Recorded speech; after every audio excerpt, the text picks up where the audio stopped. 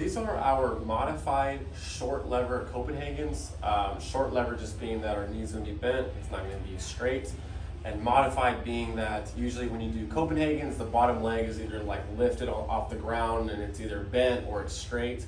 But we're essentially going to have the bottom leg still on the ground, okay? This can be good for people that, you know, if you're having a lot of knee discomfort on the top leg or if your groin muscles just aren't strong enough. So one way I like to kind of perform this task is, you know, just like any other way that we've performed like a plank position, right? You want to think about having a straight line from your ear to your knee.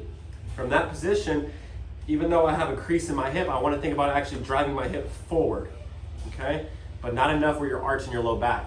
From that position, you want to think about mindfully smushing the top surface with your top leg. That should start recruiting the top groin. From that position, my bottom leg is still on the ground. Like I'm essentially resting more through my top leg, but my bottom leg is still on the ground. So that's the modified version. From this position, I want you to try to hold that position just for the amount of time that's prescribed. Now, let's say you're able to hold this position without any knee pain and their groin is responding well to it. So because my foot's in contact with the ground, my knee's in contact with the ground, the second progression could be just lifting the bottom knee.